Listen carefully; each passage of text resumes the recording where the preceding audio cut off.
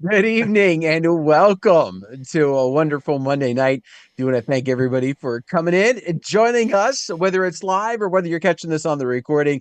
We definitely do appreciate you spending time with all of us. And tonight, it's all about you. Dun dun It's about your dun. questions, your answers. We're just going to sit back and let you guys talk. And, every once in a while, we'll comment on it. That's it. Or maybe not. Maybe we'll just take a nap. We'll screencast the chat onto the, and it'll be great. Yeah. Would that be I like like the way some you think. No, you time can't use that idea. We're gonna do space? that. We're gonna do that the first Monday of the month when you're busy. Oh, okay. That'd be kind of a If time I knew how to space do that. continuum issue that we capture the YouTube chat and people are chatting in the YouTube chat, but they're watching the chat in the YouTube chat on the YouTube channel. Man, this could be I feel something. like that old cartoon where you like went into the mirror and you just kept going deeper and Yeah, deeper in the mirror and there's you have like multiple mirrors, and you're like, yeah. yeah. Now that I never did that. I never did that one. So, gentlemen, I've got some questions that have been popping up again on social media. It's been an interesting kind of a month or so since last time because I've been kind of pulling a couple of them as I've gone along, and there have been a few questions that have been like every other day. They keep asking the same type of information. So that's what tonight's show is about. We're going through and we do one show where we have them all in one piece like this, and then we chop them apart so that people who have those questions can maybe find the answers and maybe get some input, because then you guys can go and put your answers down below in the comment section, and that works out really, really well as we go forward. So, is there anything that we need to clear up for press releases or information before NAM that we can talk about tonight? No. No. We But had I can say this. Stay tuned for more details. Oh, Oh, that was that. that's a tickler. Whew, fluttering of Uh, the. yeah. Okay, let's put it this way. All right. So what we can say is this, because for people that saw my box that I put on Facebook the other night, that is a new product. And it's not lighting. That We is a can we product. can say it's not lighting. I'm not saying anything. I'm saying it is Okay, a new Cubbie's gonna product. say it's not lighting, right? Cubbie, right? Yeah, he's gonna say that. Not lighting. There we go. So There we we go. heard it here first. Dan's box did not contain lights There we go. or lighting. Uh, but with that being said, it's a new product. And for the past couple years in our end of the industry, there's been nothing that's really broken at NAM. 2019 was probably the last time Yeah, I can there's been remember where something was like ones NAM ones and TJ. twos, and I think this is going to be the first year since COVID that there's going to be quite a bit of things released. And of course, one of those items is what Dan has that Cubbie said was not lighting. I heard it right here first. It looks cool. It looks cool. I can't wait. It should be fun. We'll get to see that in another day or so, because then it'll be time to release that information and other information for this year's show. So that'll be next week's topic. We'll dig into some of the cool things we saw at NAM for the year. So, guys, if we're ready with our first question, I'm going to pop it up and we'll get going here. Yes, sir.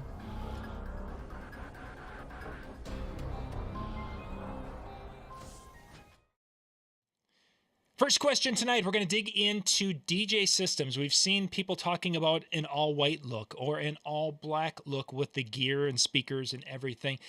And then I saw in the last couple of days, a couple of people have made reference to photographers in their markets today. One of them really got some traction, where there were speakers, black speakers, and the photographer or someone, a decorator, was ripping on them. And people were like, "Yeah, in our market, they do that all the time. They diss my gear because it's not matching in." First off, is that important to be the to white or black, to try to match the room? I've done it just because it was convenient more for me than it was for the couples. But is that something that you guys have ever worried about or been concerned about, is trying to fit into the decor? Who Go goes ahead, Cubby. first? Oh, thanks, Dan. I would have to say in my barn weddings, in my location, I am not. I mean, I do a couple high-end, very high-end weddings a year, and my white system looks really great at it. But I think you have to do you. You have to do what you can afford. Um, build your system up. I do have a pair of black, I have a pair of white. We've got several black and whites. But as you can afford it, if you're a newer DJ, don't let somebody beat you up. If you can, all you can afford right now is black speakers because that's what you started with.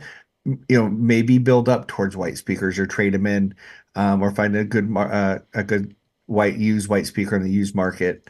But I don't think you should have to change, what you're doing, if you can't afford to do what you're doing. That's a lot of things that people get wrapped up and they end up with all this excess gear. So I think just do you, build your business. They're not going to hire you because your speakers are white or black. They're going to hire you because of your talent, what you can do for them, and what kind of show you can produce. And then as you're getting those bookings, then you buy the speakers that go with your vibe. Couldn't disagree more. Good. Um, Now, with that being said, I understand where the planners and that are coming from. Um, it's an idea of this look and everything else, but in the same respect, I think they're the ones that are taking issue with it more than the couples. I think in some aspects, a lot of the couples, unless they've run into a DJ that's had white speakers, I don't think half of them even recognize that white speakers and systems exist. So it's kind of like it's a surprise to them. Now, I would be willing to bet in a lot of cases, if a couple was presented you with two different speakers, the same price point, they're going to pick the white ones over the black ones. They're going to feel that it fits maybe the mood a little bit better. But as Cubbie said, I don't think they're going to go out and pick you because you had white over this person over here who had black speakers. I don't see that as being the case. With that being said, I do understand, right? In some of our high-end venues, black stands out. Yep. Even when you bring down the lights, we have up lights, we have all these other things, you have these nice bright colors, and then you have this dark system. And I think one of the ways that you can combat it is some of the other pieces that you have. For example, like I have black speakers. That's the only thing that I've had. I was not in the mood to go and replace my Evolves when they went white. I keep using my black ones. They go down, maybe I'll consider a set of white ones. But it's not important enough to me to switch. Sure. But my rolling booth is white. My Danning Max is white, or with the tuxedo piece, whatever. But for the most part, it's white. And those are the key elements to me. So the speakers kind of fade into the scenery, while the key elements I think are standing out in the right way with the bright colors. What about you, John? Um, Back when Bose came out with the very first mini array system, it was the L1 system back 20 years ago or whatever it was. When we were taking those around to different venues, I had numerous venues that actually took cards because they were like, this system, the speakers were black, everything was black with it, but it was that thin kind of a pole look, and it fit into decor much better because it would just basically look like a line against the wall. Even if it was an all white room, it was just this unimposing line. And we actually at that time had handed out numerous cards. One of this fancy lake club that was on a very expensive lake in the cities. She took a handful of cards and had recommended us for a number of events down there just because she liked the way the speakers looked in her room. And then, of course, by the time that we booked a couple of shows, then other people had those speakers, and then that was that. So I think there is a spot that you would find this with people, but I think that as a couple of people day and night have mentioned, I don't think the clients are really going to care unless they could see left and right, as Dan had pointed out with that. My one suggestion I wanted to run by you guys and see what your thoughts were on this is that we all have black speakers, or most of us have black speakers, and if we're trying to basically make it so that people aren't focused on how the black doesn't fit into the room, I would contend that using some really bright orange extension cords to run those black speakers would probably be something for them to focus on and not focus on the color of my speakers. Good. Listen, I've seen people kick up lights, bright lights. They're not mentioning. They're not seeing your orange extension cords. You're fine. If they don't see the bright white light or bright up light, and can't keep from kicking it, they're not going to see your orange extension cord. You're okay. Just use it. So one of the questions, of course, is that Cubbie, you're talking about your systems that are white, and those are Yeah. the Evolve 50s. Yeah. And that's what I have also. But it was one of the people in the chat had mentioned that they want to have a bigger sound system. They want to be able to do, the big 18-inch subs, and they want to do whatever, and nobody makes those in white. Nope. Really right now. And that becomes an issue. And that's really where the discussion comes is, yeah, there are white power cords, but orange is so cool. But anyway, so you get these big speakers, and you can't do that. So you're trying to scrim them up, and I think that looks like like a bank robber, kind of a thing going on when you pull a white scrim over black speakers, or you go with what you have, and I think that's going to be a point in time, and that maybe some companies are going to come out and produce larger speakers. That doesn't mean that there aren't speakers out there that are white. The ELX 200 series has white in that line. The Mark Beecher had an LD Systems that was white. It was the one that was designed by Porsche, if I remember correctly. Wow. Yeah, they had that, and those were a little bit more. I think they had a little bit more horsepower than some of the like the Evolve 50s and a few others. So there are some options out there, but there isn't like a concert level sound system white for high school dance type of thing from what I've seen, but I could be wrong. I mean, I've seen some people do some custom jobs, like some custom, getting the right type of paint jobs, the protective ones of changing the grills, dipping that kind of stuff. But I think if you're really sold on that type of idea, like that's an option. But again, it's to what extent?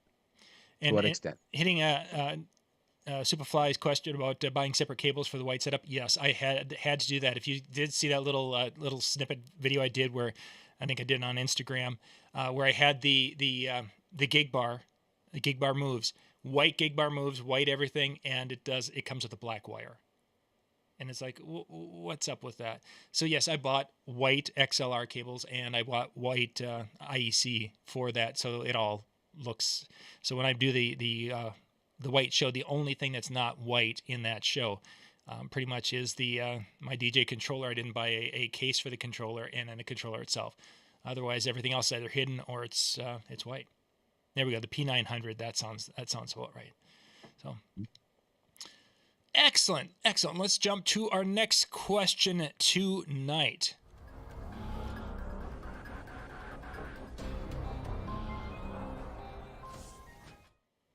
So we've been seeing a lot of different pictures of systems and such out there, and there's some incredible systems that people are running. And one of somebody had thrown out the idea or asked a question about is the need for fast teardown after a show, is that still needed? Because in some markets, that is huge. And I want to kind of get an idea from your guys' perspective, if you have experienced that, and thoughts when it comes to if that's a limiting factor in how you're putting together your shows and what you're planning to go and offer. So Cubbie, I think you started last time. So Dan, Yeah, definitely. This is one of the things that when I created my piece together system with the rolling booth or anything else that I've done, it's all been about how quickly can I be done and out of there. The downside that has happened is I've gotten so quick that I'm ready to roll out, and the party bus that's taking everybody from the reception is still standing in front of the doors, so I can't go get my trailer to get in the car and go. So there is a downside to that. But no, I think it's important. I know my venues love it. I know that they're happy that they're not having to pay, somebody to stick around, or they're not having to stick around. I'm done. I'm out of there. It's good. And so when I was piecing everything together, and when I just even what I decide I might add to the system. Okay, now what does that mean for my setup? How sure. much longer is that going to take? And if it's 5 minutes, okay. If it's 25 minutes, nope, forget it. I'm going to find another way, another piece to it, and another setup. And I'll just use this as an example. So one of the big things I was doing was trying to figure out, I wanted new lighting. I had used the 4-bar tri for years, and it's dying on me in a lot of ways. Just my own mood more than anything else. But when I went to replace it, a lot of people suggested getting like the collapsible truss with the like a wash FX on top of it, because it's kind of gives you some of the looks and stuff that I wanted. That took more setup time than I wanted to add So because of running the cables and putting it up, and now I'm hooking up two of them, running DMX to the two of them. It was more than I wanted to add, and because that fast setup is or fast teardown and somewhat setup becomes really key to just being done at the end of the night. Cubbie. Yeah, I have to agree with Dan. Fast teardowns is where it's at. It makes the venue so much more happier when you're out of there. They're not having to wait on you. I'm too fat and old to be tearing down like a lot of stuff, so I am lean and mean. Like I said, I use it. We've all talked about it. Danny Mac stand, and he's pre-wired, and so I wrap a few cords, throw my tube lights in their cases, tear down my stands. It goes in two different cases, and I'm really out the door within 20 minutes. Like Dan said, there I usually beat the bridal party out of there. It's not like it, I want to. I mean, I go by and tell my bridegroom thank you and ask them for reviews. So I'm not going to get one from the company from good old DJ Event Planner. We send out a review 7 days right afterwards. I warn them about that, and Mm-hmm. I thank the parents. But I still can get out of there in 20 minutes, and it's just I want to get out of there. I've been on my feet for 8 hours. I don't want to dilly dally. I don't want to too much light show. It doesn't. Mm-mm. And the venues are appreciative of that. So appreciative, yeah, because I hear Absolutely. horror stories of people that bring in large trussing systems, at least here in the Midwest. I want to state where my market is. It's right here in the Midwest, and they come up with these super large trussing systems like back in the 90s and put lights all up in it, and they're tearing down. It takes them 3 hours to set up and 2 hours to tear down, and it's just not worth it. I So will say this, go ahead. just to kind of piggyback on that for a second. I will say this. So I've never had a venue complaint. So even when I was using, even back in the 90s, early 2000s, when I was using like that big trussing and putting on, I never had a venue complain about me and my teardown. But I would hear them complain about some other DJs and the time that they took. So the one thing I will say is whether your setup is what when one would consider fast or not, if you're dilly-dallying, if you're taking your time, you're not making the venue happy. So even if you have a big setup, work quick. Make sure it's very evident that you're taking this down as fast as you can. Randall on Facebook mentions, yes, venues want them out in less than an hour. Superflies mentions, of course, that they want everyone out by midnight, which is common in our neck of the woods also. And that Superfly, who does some really big shows, also has a more of a basic wedding setup that can get out of there in time. But it's a discussion that he has in the planning meeting with that. Yeah, that's a big thing. It's great that he addresses that and lets them know ahead of time that, depending on what system that you choose. I think it's amazing for him to do that. Of course, school's a little bit different than weddings. School setups would be a whole lot different. More spin and pukes, more lights. But for me, it's 95% weddings, lean and mean. So I've got two things. So school was one of them, and we used to back, and this would have been in the late '90s when we were doing the trussing and everything at schools. And we had this huge show. The teacher wanted and there were 400 students that come to the dances, so they needed a bigger sound system. So we went, and there were three of us to set up, and it took us 2.5, 3 hours to set up. We did everything, and we were ripping down because they said they wanted us out of there as fast as possible, and it's like that's why there were three of us. And then the janitors actually were like, "Yeah, you've got 15 minutes, go." And we were literally as we're packing feverishly, kind of doing what Superfly said, throwing cables in bags just to get them out the door. The janitors are hauling our gear away, and it's like, no, you can't do that. You got to be out of here. You don't understand. You got to be out of here. It's like, yeah, we had everything. It was literally outside the door. 16 minutes later, it was and we never Wow. went back. But there was like this huge disconnect between the whole situation. Then of course with weddings, that's been a big thing. There's a couple of venues that will if you're taking too long, they will leave, and they may go do something else, come back later. But it's been kind of a known thing that if you're taking too long, and the manager, if he leaves the place, and he's not around, you're not coming back.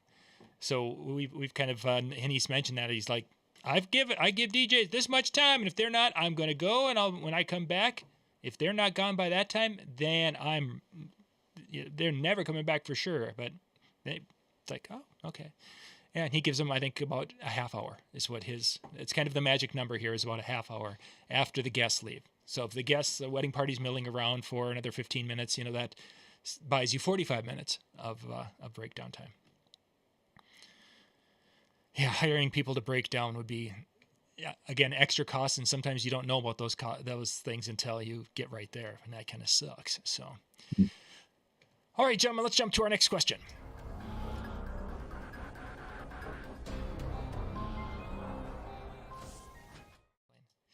So the next one is kind of an interesting topic someone threw out. They were wanting to get people's 16-year-old DJ story, and I was thinking about it. That doesn't quite fit unless you were DJing at 16. But I was thinking about what I wanted to do, guys, is that when you were 16, and what were you doing in your life that would have shown or started to feed into your eventual DJ world, into the DJ world when you were 16 years old? Think back to when you were 16, and I know that's a long time, Dan. I know. Just try to. I know. Yeah, I know. Think back. That would have been, back when you could go and eat that bucket of ice cream and not put on a pound. That was the time. You didn't see with 16-year-old me. I'm gonna go first, even though I know it's supposed to be Cubbie's turn. Just by the look in his face, I think I need to spend some more time. So the year I turned 16, this is actually kind of funny. This is actually what started the whole process to me being a DJ. I was not a DJ at 16. But the fall after I turned 16, the local radio station decided that they were going to put out this call for high schoolers to come basically be their grunt labor at remote broadcasts. And so, and here's the better thing. They were going to pay in concert tickets and CDs. So they weren't even willing to pay you money. They were just going to pay you in like free goodies that they got for free. 16-year-old me said, sure, why not? And so I did. And that lasted about a month and a half before the person who was in the mascot outfit did something stupid and got fired. And I put on the mascot outfit and had fun and started making money. Then that led to the radio station needing some overnight people just because they go through, that every so often. And so suddenly I was on air, and then that led to. So it actually, when I was 16, is what started the process into the radio industry, which is what led to the DJing. Did that buy you enough time, Cubbie? No, but I will do the best I can. I never even considered DJing when I was 16 years of age. So what would have prepared me, my 16-year-old self, to DJ would probably be I was in theater and I did speech, but never once considered DJing as an opportunity. When I left high school, I went directly into the military, and then I came out, went to college, and got a degree in finance and did financial stuff. Like I said, my story is really weird. So no, I 16-year-old, I never even thought about it. At all. Not once. So the closest would have been some of your performing theater, yeah, theater and speech would have been it. Seriously, would have prepared me. Yeah, would have been fitting with a lot of the trivia things you do nowadays, where you're using that working the crowd skill or that being on stage in front of a crowd. See, so there were things. Yeah. So 16-year-old me was playing pool in the basement of my buddy's house, and we were at the time trying to accumulate like every cool song we could think of. Whether that meant we bought it on cassette or CD, which those were expensive, or if we could record it off the radio. And we just were recording and accumulating music at 16 years old, not realizing that when it came to the following year at 17, that's when that music library would have the young ladies come up and say, hey, you guys got a lot of music. Could you come and play at our dance, please? And it's like, yeah. Oh, you're going to pay us too? Awesome. So it was pool and 80s music. Huey Lewis. Yeah, Huey Lewis and Van Halen were probably half of our playlist came from those two back at that time. So there's the 16-year-old. We got a couple of people shared a couple of things. Superfly mentions being a break dancer at that time. That's pretty cool. With a name like that, you have to be, right? He sounds cool. It's like a Yeah. wrestler. I think a wrestler, Superfly Snuka. Yeah, Superfly is from Rochester, Cubbie, kind of between you, Nice. Ivan down there. So, let's Cool. see. Eric started DJing at 16 and had the radio side of it. So yeah, Good for there's him. I think there's a few folks who've had that that kind of a journey. So, all right, gentlemen, let's jump to our next one.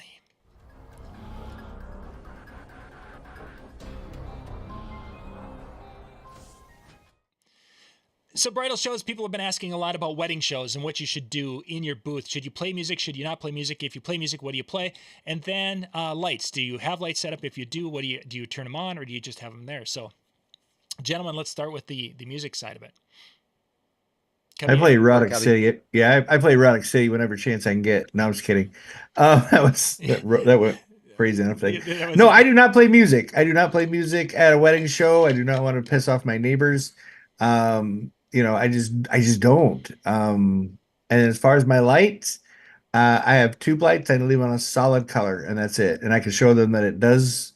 I have the remote, so I can show them it goes different colors. Whatever their colors are for the wedding. But other than that, basically leave my tube lights on a solid color and no music. Don't even hook up speaker at all. Speaker's there, but it's not even hooked up. Okay. Dan, what are your thoughts?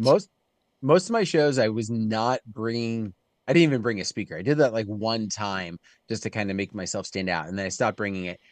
Majority of the shows that I've done, they're too noisy to run an actual speaker unless I put it at a volume, which would just add to that noise.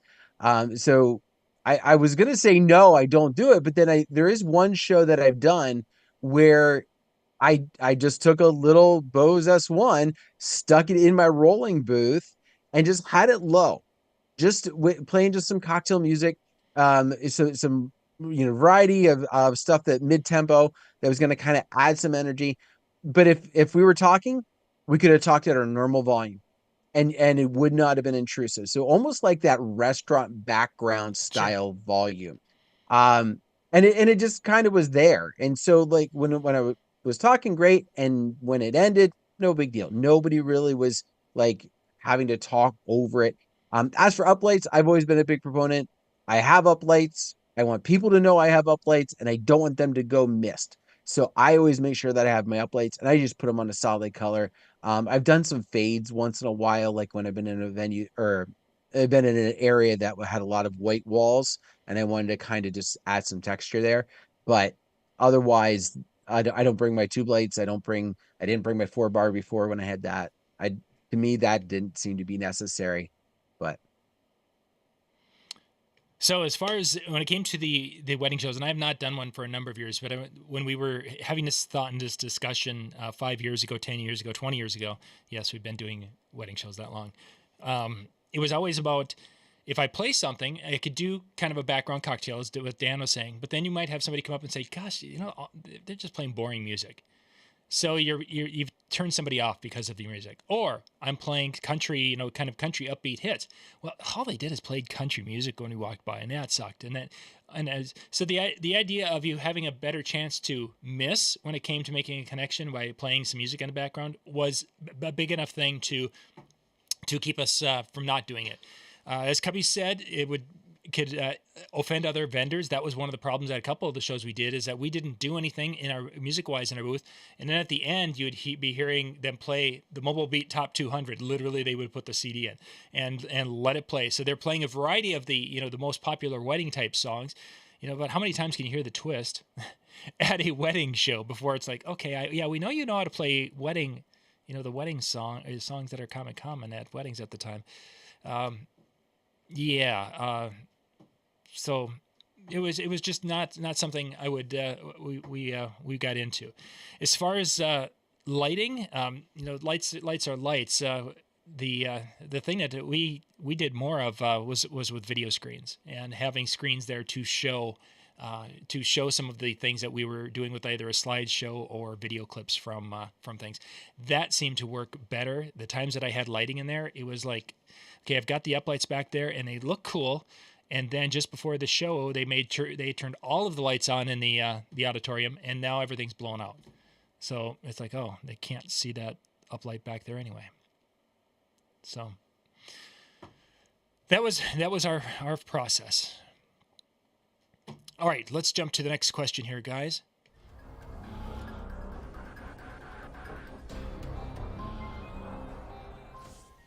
So there's been a lot of new DJs talking about getting started, and one asked about packages that they've been.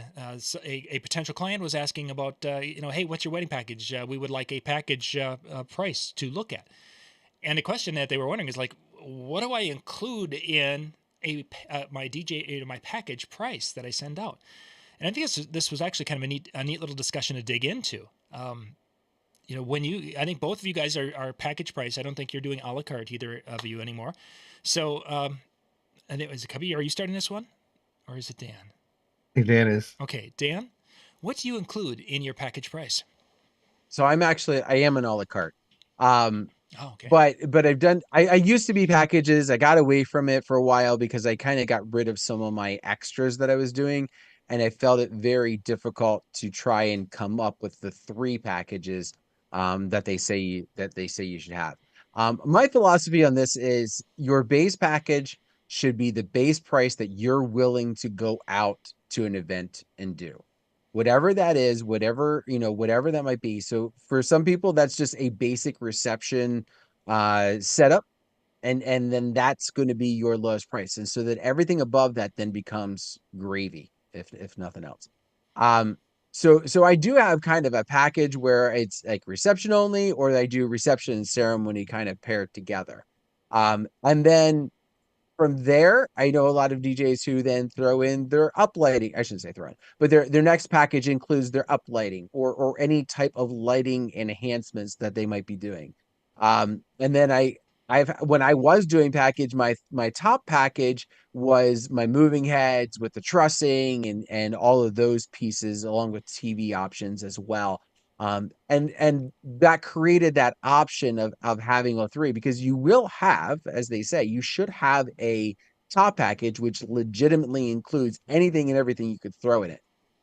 Will you use it much? No. But every once in a while you will, because somebody's got to have that top package. So having something like that. One thing that I saw at some expo shows, people who talked about packages and the ideas, sometimes it's difficult for some couples because they like this option, but they don't like that option. And that's what took me away from doing the packages. But what some of them recommended was to have like a category. And you might have like 3 or 4 options that could fit in there, whether it be uplighting or maybe you upsell for the tube lights or moving heads, whatever, and have that be in the package and say, okay, in this package, you can pick one of the pieces. And then in our top package, you can pick 3 of the options or whatever it might be, and have kind of maybe a packaging discount or something along those lines, because then it gives them the freedom to pick what they want. So they puts them in power, but it also gets them more willing to pull more of your options than they might if they're just straight a la carte. So you're saying I like that idea. they can bundle. They can Yes. bundle their services. Yes. I'm not Mahomes though, but Cubbie is my auto.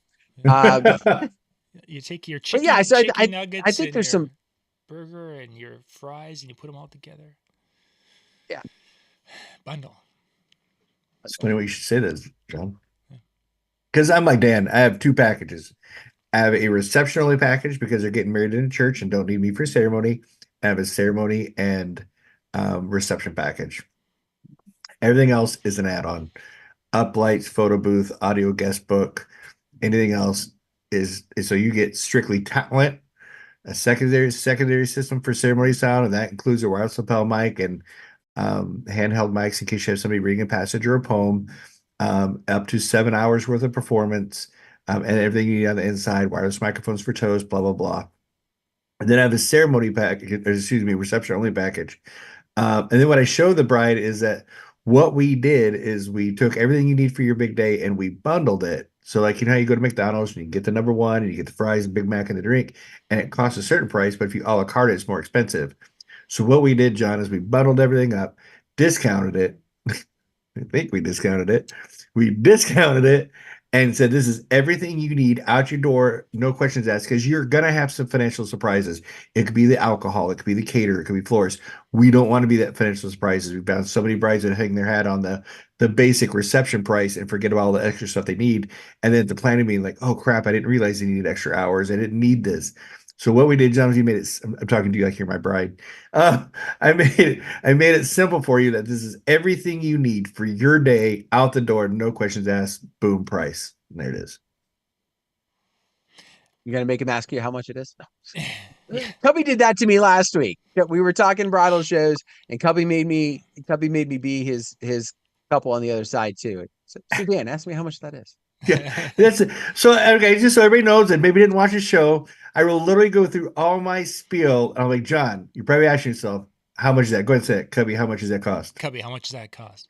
Funny you should ask. I was just getting to that. And then I roll into my price, and they chuckle just like that. You're probably asking yourself, "Oh my God, how much is it going to cost me?" Go ahead and say that. "Oh my God, how much is it going to cost me?" Funny you should ask. Because just getting to that. Get into that, yeah. And so if her husband, like her fiance is right there, I'm like, is she always this way? Is she always pushing like that? Or, just kind of lighten the load before I hit him with the price. Yeah. Here's a phone book. I'm pointing to a number. But no, it just works. Like I said, you just try to break up that monotonous where you left hook them with that price. Mm-hmm, mm-hmm.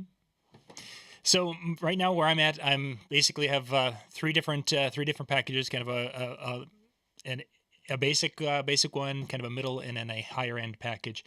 And it's I can't say one is booked more than the other right now. It seems that for this year, it's like all three of them are going out. And there are some additional a la carte things off the top package, but it's like major addition type things. It's not like uplighting. The uplighting's in the top package. It's not the selfie booth. The selfie booth is in the top package.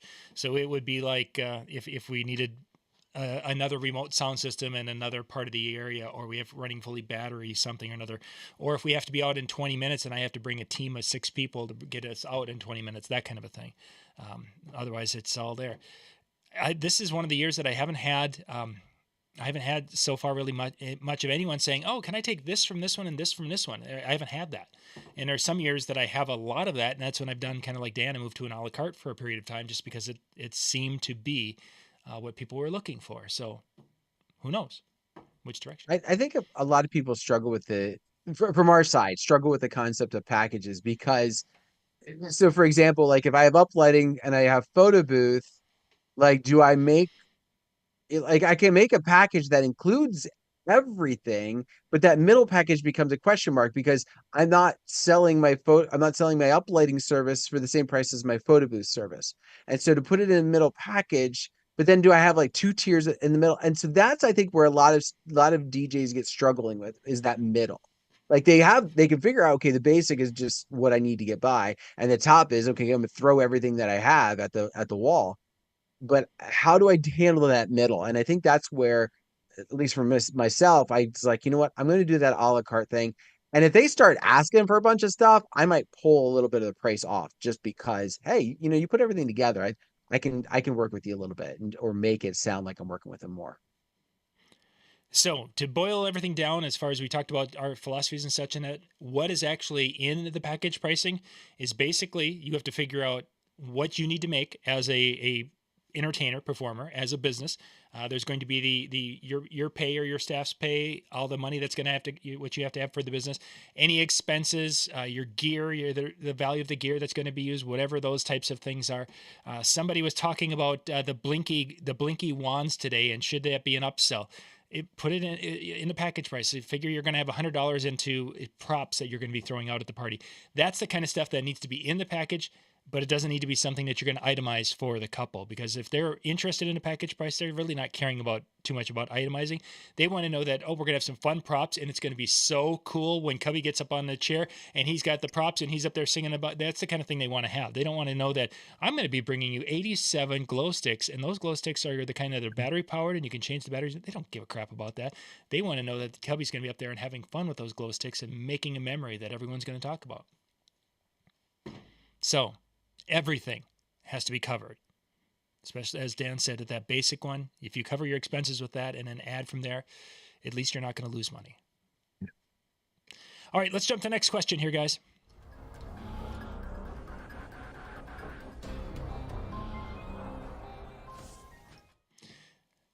Somebody was asking about speakers.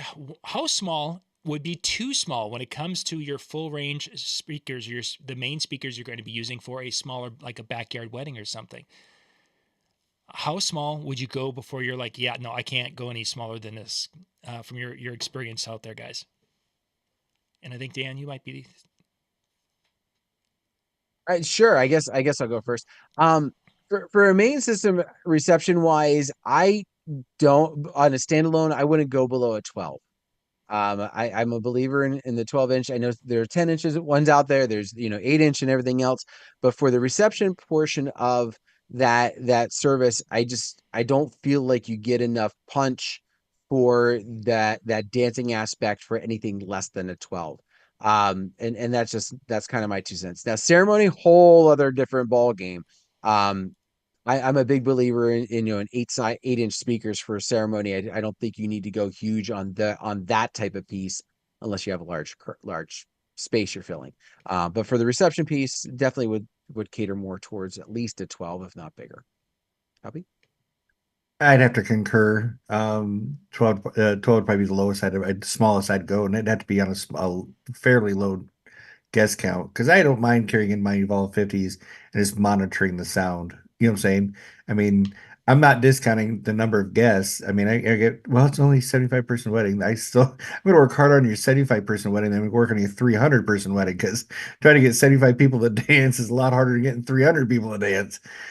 Sometimes, so I like to, like I said, I have no problem taking out my Evolves and just monitoring the sound, keeping it lower. But I'd never go anything less than a 12. So there are times I think a 10 could work.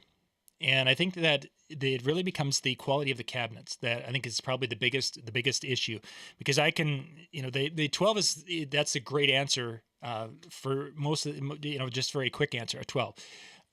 There are 12s out there that we all have seen and heard that we wouldn't use for playing in a 3-person garage party. There's poor quality, lower level stuff in every company's has lines of different quality, and then there's some companies that everything they make is just kind of poor quality, just basically to dump it out there, and it's disposable DJ gear.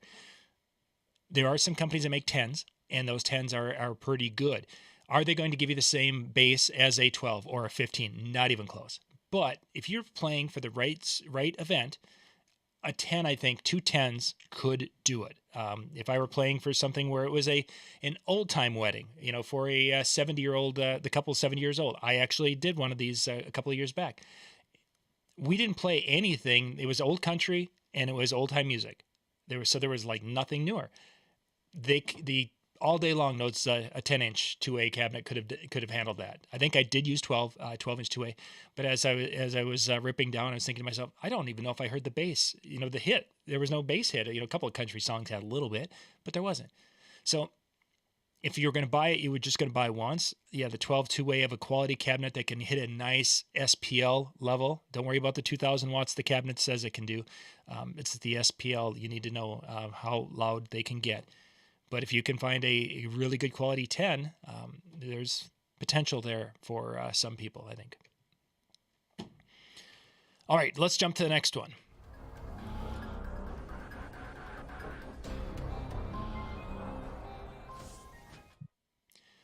Our next question, some are out there kind of contemplating looking at moving from a part-time DJ to becoming a full-time DJ. They're just doing it. They've got a job during the week. They're doing a little bit here and there. For someone who's kind of contemplating that, let's give them just a couple of tips or a couple of things that they should be thinking about before they would seriously make that transition. Because, Cubbie, you this is what you do. You're basically you are a full-time entertainment company. Dan is doing the part-time thing, and I'm just confused. So, Cubbie, let's start it out. If somebody was saying, hey, I'm thinking about making the jump, what are a couple of things that they should really think about before making that jump? What is your current yearly salary? How many events that you have booked up and for the next year? Is it close to that? Is it not close to that? What are your contracts read as far as payment so you can financially budget, being going full time? I stopped going from payment the night of the event to a 90-day payment and a 30-day payment. The reason I did that is because here in Iowa, we get kind of slow sometimes in the middle of winter. I think I've shared this before. So my March brides are paying me in December. So I've got money coming all year round with 90-day and 30-day payments. So I can pay my DJs. I can live, I don't, also what kind of savings do you have in case you run upon a slow season or a slow part of the season? How are you going to make it through that slow part of the season? Insurance. Look at the Affordable Care Act. How many family, does your wife work? Can she subsidize your insurance through her full-time job? Will free you up to do some more midweek money, maybe some daytime money. Whether working at nursing homes. They always look for DJs coming in to do karaoke and trivia and musical bingo with them. How active, what are you going to need to make to match your salary and more? Because now you got to match your salary more before you go full time because the taxes are really higher when you're self-employed. So you've got to make sure that you can meet your taxes, and then I'd have to say you need to make at least $20,000 more than what your current base salary is from your current job. And that's after expenses by the many Yeah. of the business expenses. Dan, what are your things that you would recommend if somebody were thinking about making the jump to keep in mind? So I definitely, echo a lot of the things that Cubby said, especially the financial thing, and not just whatever your current job is, but you got to remember that right now you're kind of in a living situation of your current job and the money that you're bringing in from DJing, and that so you're coming up with both of those pieces. Is there enough events in your area? Like we've talked about weddings typically for some areas. John and I are both kind of in similar markets where it's like April maybe, but really we're looking like May to end of October. Is that 6 month time period of events going to pull in enough money, is there going to be enough events to get the money that you're going to want to make?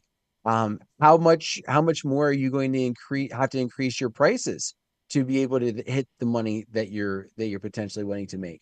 But I would also add in from kind of the standpoint, do you really love this job because it's a break from the monotony of your normal job?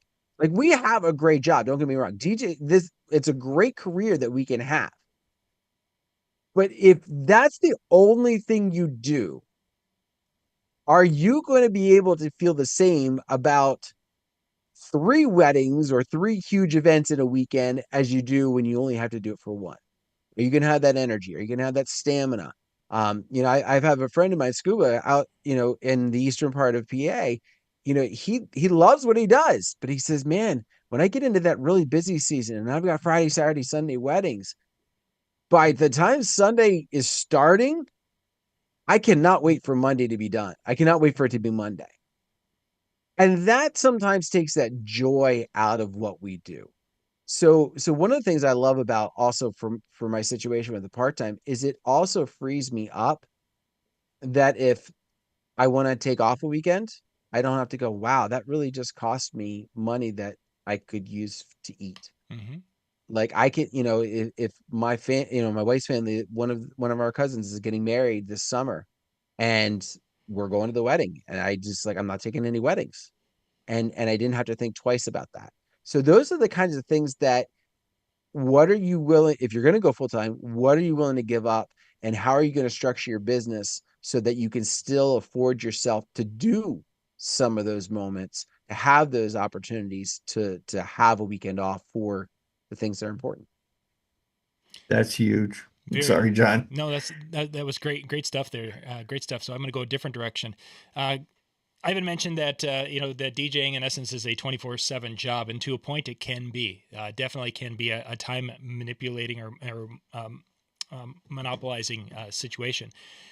And that's where the direction I wanted to have is that if you've got a family, if you have children and such, what ends up happening is that okay, so now I've got to take a couple of shows. Now I've got to be working Friday and Saturday, and then I'm working to get ready for those shows, and then my weekend Sundays I'm probably dead. I'm just shot. So I'm not there to engage the kids and the family when they want to do something. I wasn't there to do anything with the kids on Saturday because I was gone. or Friday. Then we get into the week. Well, Monday and Tuesday are my slower days, or do some office, and I've got a couple of days off. Well, my wife, if my wife's working those days, and they, kids are in school and such. Yes, I've got time to be doing things and working on my business, but there's a lot of the meetings and planning and things that happen in the evenings. So when they're home, and it gets to be the situation where their schedules and my schedule don't jive. When I was basically a part-time DJ, and I was in my case when I was teaching, Lori had her day job, I had my day job, and then on weekends we would both go and we were doing smaller events, so there wasn't a ton of prep and a ton. We go do our two events, but our schedules were kind of synced, and it worked really really quite well. Now, as we get into the situation where when I was basically DJing 5 nights a week, our schedules didn't jive anymore because I wasn't teaching anymore, but now I was doing the DJ thing and I was out, and then my day didn't start until 10 or 11 in the morning. Well, that didn't jive with hers because she was getting up and going to work or doing her things, and then she'd get home and then I was headed out. Those types of schedules can put a lot of stress on a relationship and a family, and those are things that you've got to kind of weigh out. Is it going to be one of those things that you are so passionate about that you'll make those work your way through those things, or are those things going to become this emotional bottleneck that's going to strangle your move to full time? It can be really tough for a lot of folks in that situation. And I think those are the little things we don't think about too much. It's like, woohoo, I'm going to have all this free time that I can spend with the family all week long. No. No, Doesn't work. I think I work more now than I did when I worked for somebody. I thought I was being more daytime baseball games. I always thought I was going to go fishing all the time. I work harder now, running my company than I did when I worked for somebody. Because if it goes off the rails, I've got 5 families that are not making any money. Yeah. So I've got to make sure that this rolls constantly, and for my family. And like I said, the vacations, Dan, we have to plan a year out before we can go, because you can't take those hot weekends off in September, October, August, or during the wedding season. You just can't take them off because you got to be working. One quick story, guys, and we'll have to wrap. And this happened actually this past week. I was hearing from a DJ friend of mine who Cubbie mentioned insurance, health insurance, and their spouse was the main insured person. They were using her insurance, and she ended up her job ended up canceling the insurance. So then he eventually had to buy insurance, and it went from being covered by her employer to now he had to come up with another $2,000 a month to cover their health insurance. It's just the way it is. If you're having to buy it out of your pocket, they were making too much. Where the insurance exchange, like we have in Minnesota and other states, it didn't help them at all. Well, he ended up going from being a full-time DJ to now he had to take a second job during the week to basically to come up with that. And yes, he probably could have picked up more shows and done some things like that, but he weighed it out and he's like, I'm going to just take that. I think he ended up driving bus is what he took a bus driving job. And it was just to basically pay for their health insurance for each month. So things can happen. You just have That's a big one. Yeah, that would be tough. $2,000. I mean, that's, and as Dan and I's situation, in the summer, that wouldn't be such a big deal. We make enough, there's enough shows coming through, but January, there's a lot of crickets that as you're waiting for that January show to come in. And if you're gonna go full time, man, you need to open up your books, man, like midweek money, trivia, bingo, karaoke, stuff like that, because you're not going to survive alone on May through October, November. Not a chance. Yeah. You've got to, and when you do that midweek money, the trivia, you can get those corporate events in December, January, and stuff like I'm doing now. That's is a blessing. And then once you get the cup, anyway, I'll shut up. I know we got to get out. No, but that's a good point. If you are there are ways to do it. I think that's one of the big points is that there are ways if you really are passionate and it's something that you're talking to your significant other and if you're like, okay, I think this is something we got to do. And if everyone's on board with it, there are ways to do it. But there can be a lot of the excitement of I'm going to be a full-time DJ. That excitement can wear off really, really, really fast and can be detrimental to your health, to your family's well-being, to your financial, Yes, we know a number of DJs who have lost their houses because that things just didn't happen. That was not even with a relationship part of it. It's just May to October doesn't make 12 months worth of payment sometimes. So, Well, during COVID, we lost a lot of DJs that, they didn't have any work, and so they went to be a painter, they went to do other other things things. because Yeah. they couldn't work. Yeah, that's for sure. So, okay, thanks, guys. We're going to wrap here. Hanging with Howie, DJNTV.com/chill. Type that in, and that'll take you out to the Zoom meeting tonight. They'll be going and having their recording session tonight. And then after that, they will be back tomorrow night for the Tuesday Night Music Show. Again, 10 o'clock Eastern at DJNTV.com/chill. I've got a video tomorrow morning. Dan's got a video coming up. We've got some more speaker videos coming out this week. We will have the Everse 12 videos dropping next week. They will not be dropping this week because we've got a couple more Everse 8 videos that we wanted to put together, because we did a lot of things in the office with those, comparing them left and right with a variety of different speakers and different options, different, hey, can I put this with this? And those will be dropping later this week, and then next week the others. So, okay, I think that's it. Yes, Dan, take us home. All right. Thank you very much for taking time to join us tonight. Hopefully we answered your question. And if not, you dropped it in the chat or you send it to John and we'll try and get to it next time. Have yourself a good one. We'll see y'all next time. Bye, everybody.